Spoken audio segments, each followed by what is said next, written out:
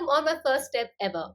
If this is your very first time, I would like to tell my first step ever is a podcast where we know that people who have a dream or who have an inclination towards doing something or becoming something, but somewhere, somehow, things in life or, the voices in our own head have stopped us or it builds some sort of doubt within us or fear within us. So, on this podcast, I bring you amazing people, guest speakers, distinguished people from around the globe who have listened to their voice and they have taken those first steps. So, what we do is take you through their behind the scenes, the journey of how they took their first steps, because I know that's where we are stuck and that is the most difficult time.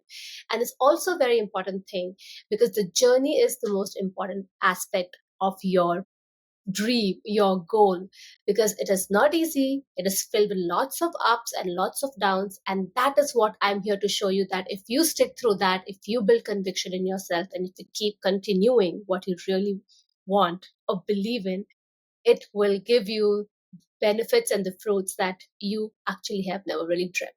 But today it's about our amazing guest speaker all the way from the other side of the world, Virginia, USA, Diane Haworth. Diane, welcome on my first step ever. Oh, Shani, thank you so much. I'm excited to be here. And I just want to say how much I appreciate knowing there are people like you that are creating this kind of content, because this is exactly what everybody needs. So, first of all, thank you for what you do and for allowing me to be part of it. This is completely my pleasure, and I'm so excited that someone who has been through various experiences in life and emerged a strong person with their own authentic personality like yours and is here today to spread that joy is an of an immense value and a great honor for the podcast today. So before we move on and I start asking a few interesting questions to Diane, I'm going to give our listeners and everyone who's watching us today a sneak peek about who Diane Haworth is. So I'm thrilled to welcome Diane Haworth. She's a heart-centered success coach, teacher, author, and founder of the Be Love Principles. Diane's work combines traditional coaching with deep spiritual truths, helping people cultivate more love, peace, joy, and freedom in their lives. And this sounds so nice because I think at the end of the day, that is what we all need: peace and some joy living our life. But how did it all come about? We're going to go and get into that. But right now, what I can tell you that in 2018, Times experienced a direct divine leading to the creation of Be Love Principles, a transformative framework that empowers individuals to heal relationships, connect with their inner wisdom, and embrace a more loving way of life. She has shared these principles on global stages, through interviews, and in online teachings. Diane is the author of How to Choose Love When You Just Want to Slap Somebody. So when I read it, I felt like, wow, this really speaks to people from their heart. For everyone who's listening to us, if you really want to slap somebody today, let's listen to this. And with a background in mass communications and MBA, she brings a unique blend of wisdom and practicality to personal growth.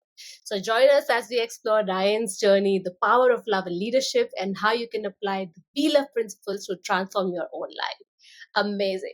So now we have an understanding of what Diane is doing at present, in the present moment. But how she came to this point in her life is an amazing story and a journey that I think builds the character that she has today. And that is of most importance. So, my listeners and my friends, let's get to it.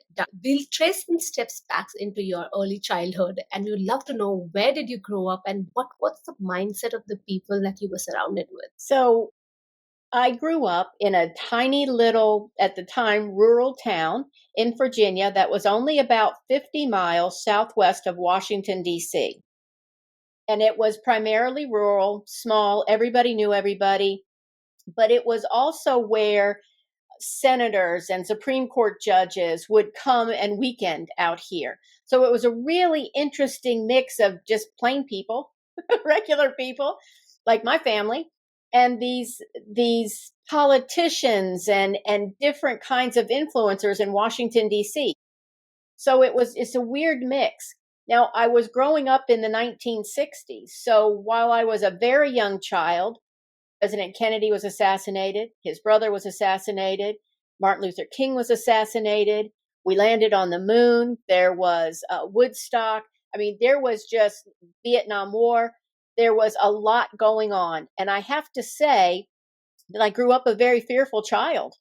Um, we in the United States did not at that time have rules on what could be broadcast. So I remember being pretty young. I mean, under 10, 7, 8 maybe. And I would walk by, my dad's watching the news, and there would be dead bodies of children, women and children, massacres in Vietnam because they hadn't yet put in safeguards for that kind of programming. So I was terrified. I was actually terrified growing up.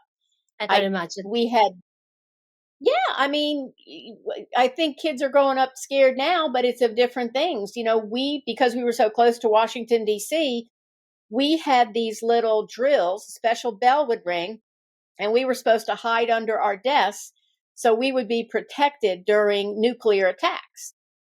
Now, I was a little kid, but I realized that desk was not going to do a lot for me if we had a nuclear attack. And of course, around Washington, D.C., that would have been a prime target. So it was really, yeah, it was turbulent times. It was turbulent times. At least that's the way I experienced it. First of all, I think I'm really sorry to hear that's the kind of, I think environment was there for everyone around that time when you were growing up, and it's something that is out of your control, and it's way bigger than yourself, and it is very scary. But out of these experiences early on, if I may ask, how did that shape your mindset or your thinking about your own self? Did you even have a perspective about yourself growing up, because there's lots happening out there? And if yes, how was that kind of helping you, or maybe not helping you, be who you were in your teenage around that time? So, our perspective obviously changes as we age and as the world around us changes. Growing up, I did my best to be, a good daughter and be a good student in school. I went to a traditional church at the time growing up. And I always tried to do what I was supposed to do. What I understood, though, pretty young actually, was nothing outside of me could ultimately protect me. I just remember feeling this longing that there had to be something else. There had to be, yeah, that something was missing. I just wasn't getting something. Other people like understood what it was, but I didn't yet. So while I was growing up, there was this yearning, and it was almost like I knew something else was involved, but I just couldn't figure out what it was yet. Yeah, and I think, to be honest, that is the kind of feeling that I think most of us go through while we are growing up. So I think it's not an alien feeling for anyone who's listening to us or watching us. And that is the, I think, $1 million question, how do you come out of it, or how do you really realize that? But I think we will come to that point for sure, as in how it unfolds in your journey. So, Diane, take us through those days, when you were a young adult. What was happening around that time with you? Because I think around that time we have a lot of fire within us to do a lot of things. At the same time, we do make a lot of mistakes as well. Uh, how was it for you? So, that is a really good point, and I love the way you asked that question, by the way, because as I'm looking back, I remember thinking, this is what I'm supposed to do. I'm supposed to go to college. I'm supposed to get a job. I'm supposed to get married. I'm supposed to do all these things. I'm checking them off the list. In retrospect, what I recognize, and again, by the time I'm in college, we're in the 70s. High school and college was in the 1970s. I did not understand that my joy, your joy, everybody who's ever going to listen to this podcast joy, it comes from the inside, and following jobs, people, subjects that really brought the joy out in me. Whenever I did that, it was wonderful. And when I did what I thought I was supposed to do, or somebody else told me I was supposed to do, it was okay. But that real juiciness of life wasn't there. I always just kept feeling, okay, well, this is okay. It'll get better. Man, we're the ones that change. And once we can really understand that power is inside of us, in the way that I language it, I feel that we're all divine sparks. We are all sparks of one divine God, source, God, universe, whatever you want to call it. And that is a creative spark. And you know how you feel when you really love doing something. I don't care if it's baking a cake, creating a website, taking care of your cat, but when you put your whole heart and soul in it, it's joyful. And that's what I realized going through my 20s, 30s, 40s, and beyond, that when I followed that path of joy, that's when I really felt like, okay, this is what it's about. And when I didn't, yeah, that's when life was not so great, to be honest with you.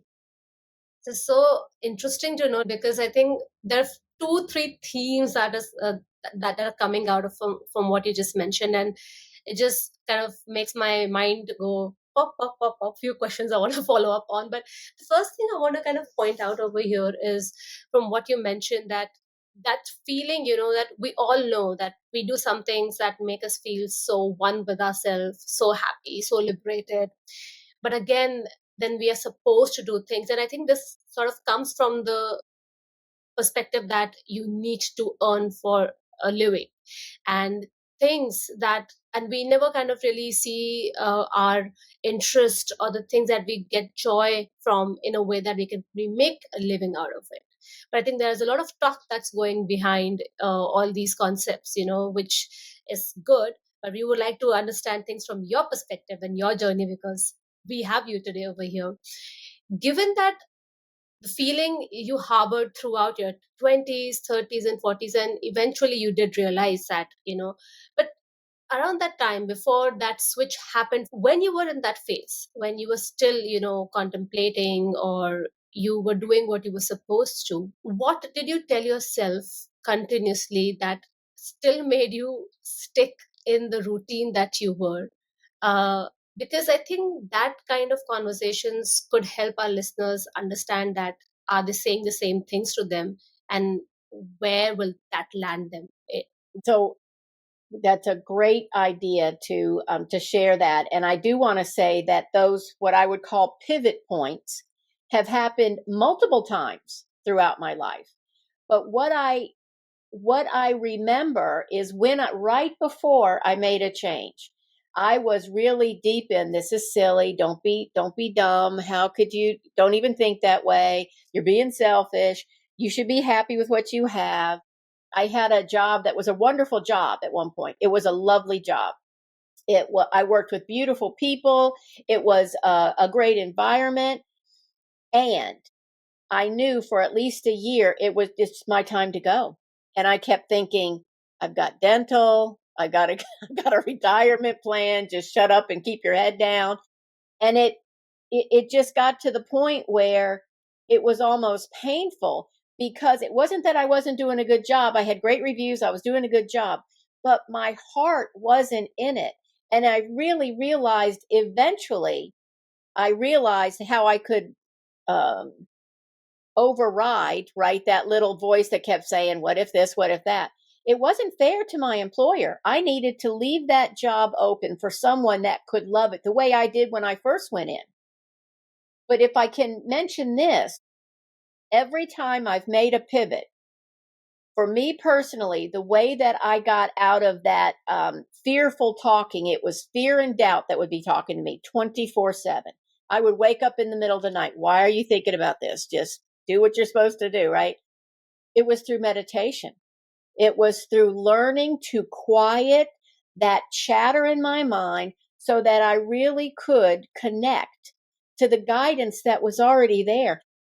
What I realized, it was always there. I just couldn't hear it over all the noise, all the fear and doubt noise that was in my head.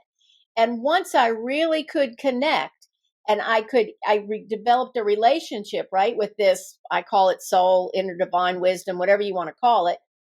Then this guidance unfolded. And when I followed that guidance, even when it was scary, because I mean, I quit that job I was just telling you about, and that was stupid. I mean, if you looked at it, you would go, that's a dumb move, girl.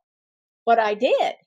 And I'm not saying it wasn't rocky for a little bit, but it opened doors that I didn't even know existed. So one of the things that I wanted to mention when we're thinking about these pathways and making pivots and changes and going through transformations, at my age now, there are industries, and there's certainly technology, but there's industries, there's things that didn't even exist when I first started out in my 20s and 30s. So being open to being led to where, and it always followed a theme for me. For me, it was always, how do I know love? How do I know love? Not romantic love, but this love of God, love of spirit, love of nature. What is that? And what does that mean for me? And how do I contribute to that? When I could hear that voice and follow that thread, doors opened that I didn't even know were there. And that comes from, I think, faith and trust in something that's in here. This always changes, always changes. This doesn't change. Beautiful, Diane. I was just listening to you very, very intently because I think somewhere in what you were mentioning, I did see myself as well. At that point when you mentioned that 24/7, that voice really harasses you, because you know that what you're doing, you may be good at. Because I think humans can do things when it really, push comes to shove, and or everyone is. We can make ourselves capable of doing things. That is the beauty of us. And what if we put that hard work and that brain into the path that we really want, that would just multiply the effects. But coming back to the point when you mentioned that the voices that you heard, so that's actually quite difficult to go through, and over the period of number of years. How you dealt with it is, you mentioned that you meditated, you gave yourself that time, and I think it comes over the period of time, when you sit with yourself or you express yourself in whichever form best suits you. With me, if I can share something over here, like when I hear those kind of voices, it's more like I tell myself, this is more like a a form of fear, and it's like not me, it's separate from me, and it's just here to challenge me, or make me scared, but this is not me, this is not what I really think about myself. So I think separating that thought sort of really helps me calm down. But I love how you pivoted in your journey, and that's what exactly my next question, and we are kind of pivoting to, is the pivot point. So, Diane, please take us through what really happened, that experience that sort of really changed your world in a way that you were then able to make that decision to finally pivot and listen to your heart. As I said, there were many, but one that really stands out that I can see in retrospect set me up was almost 40 years ago. I nearly died giving birth to my first child. I had a near death experience. And this is like 1985. I live in this small town. Nobody knew about near death experiences. There was no internet. Nobody talked about it. We didn't have books in the library about it. So I didn't have anybody to guide me. This just happened. I was very ill. I'd been taken to a critical care unit because the baby was not due yet. I actually delivered 12 weeks early, and she was only 2 pounds at birth. So, I mean, and this is, like I say, 40 years ago. So this was very critical. And right before I delivered, I started to stroke out, and my kidneys were failing. And I literally went through the tunnel of light. And again, I had no preconceived notion. I never heard of that. Here I'm going through the tunnel of light. There is this beautiful presence, this effervescent, I don't know how to describe it, effervescent light and love. And in that moment, I knew, and have known every second since then that we come from love, we are love, and we will return to love. I have never ever been afraid to die since then. I've been afraid to like get hurt or suffer, but I've never been afraid to die because I really experienced that oneness. That yeah, that I got it's 30 40 years and I still have goosebumps over it.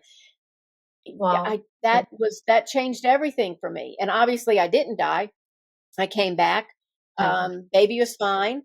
But I mean that was a big thing. That was a big thing, with a 2-pound baby, and there were no preemie clothes back then. I mean, but again, every time I've lost people, and I've lost parents, I've lost friends, I've lost people who have transitioned to the other side. While I physically can be sad that their physical form's not here anymore, I have never doubted that they come from the arms of love and go back into the arms of love. And that has been a tremendous comfort for me.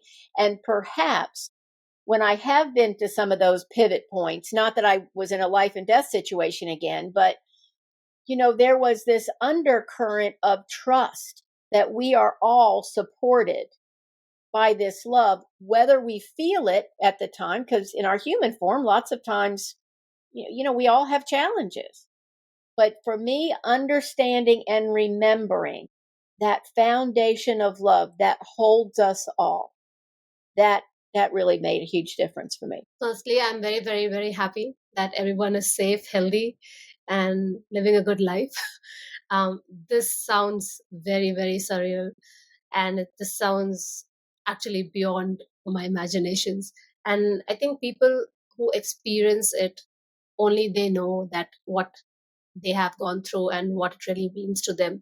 But it's very interesting that you're bringing that experience, and in a way, you have put it in a framework that can best help the humankind over here, the other people over here around you, who can take the best out of what you have experienced and learned and make their life better. So, Diane, I would love to hear, what do you do with that experience that you have created? How did you become the heart centered success coach that you are?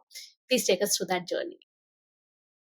I think a lot of it had to do with following that thread of love, right? Since I had tasted that at a level that I never had before, and I still don't have the words for it. I mean, we'll say, I love my spouse, I love spaghetti, I love my slippers.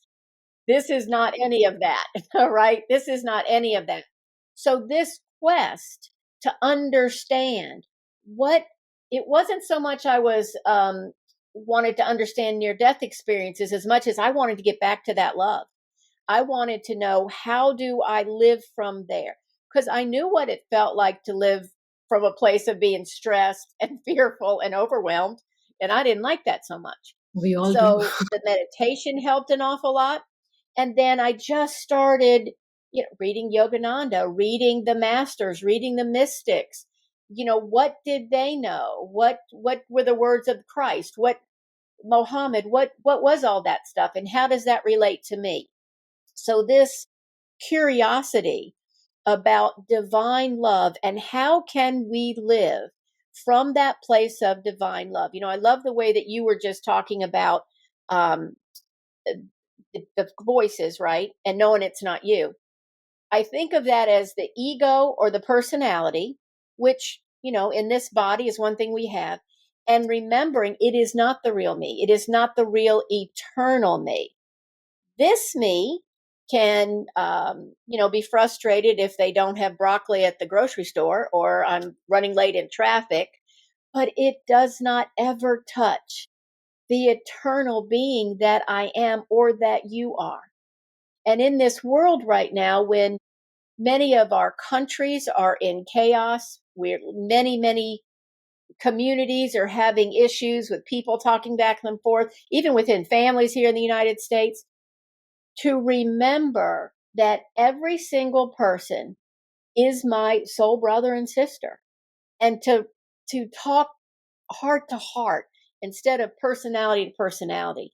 That's what I try to do, and that's one of the things that when I remember, because I don't always, helps me pivot and helps me see these doors that the universe has opened for me.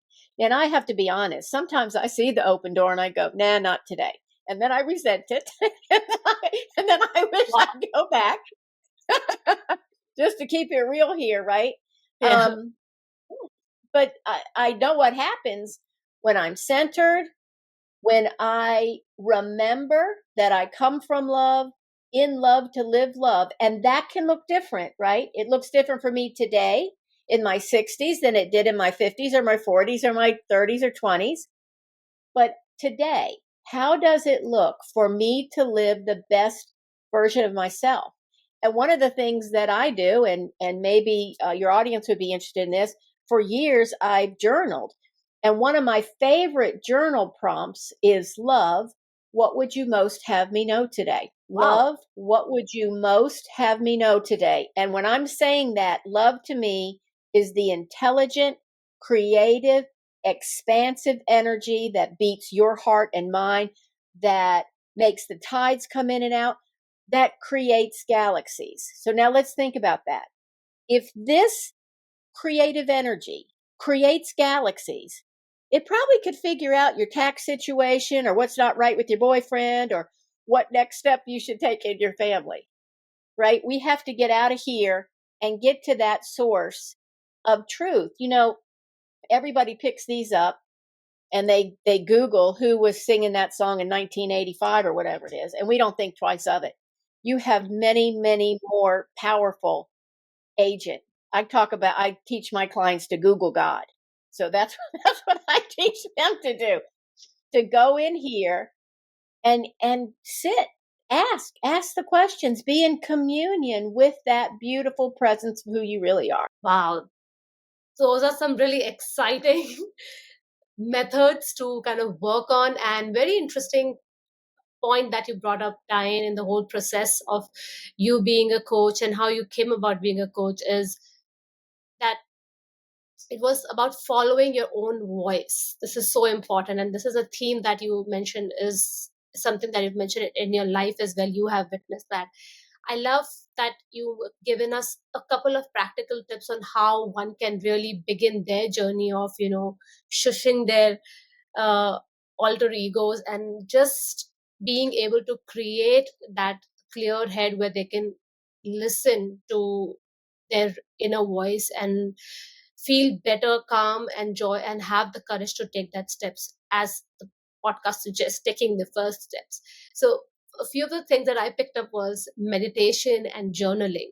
And we have almost come to the close of the episode. So before we take your leave, this is something that I would love to understand from you, so that our listeners, or what people are watching us from all over the world, that they can know that if they would like to start on a practical basis, how can they take action? If you can probably share with us 3 or 4 steps. I would say start where you are. First of all, don't worry about I should have done this, I should have done that. You're exactly where you are, and honor your own path. So decide to start. Number 1. Number 2, a quieting practice. For me, it's meditation. It could be a walk in nature, and I mean a walk without your phone, without, just you and nature. Spend time away from electronics and really connect to something bigger than you. And nature's wonderful for that. So meditation or a mindfulness practice. For me, journaling has been just really powerful.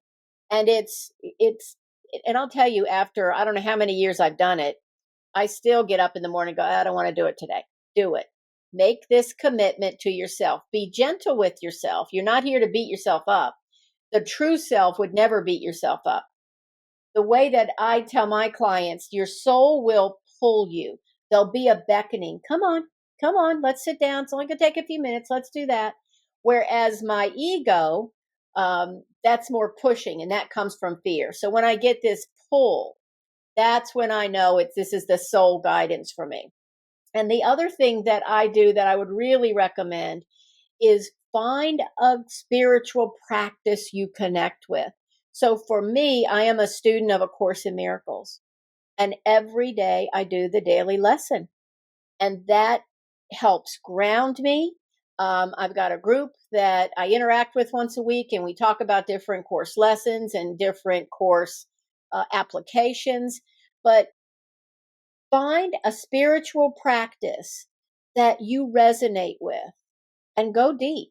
Go deep into that practice and be held in community with others that are interested in whatever that practice is that you choose. Wow. Thank you so much, Diane, for wrapping that up in couple of practical steps that our listeners, myself, and people can actually, take to build that conviction in them, to clear their mind out and start working towards what they want.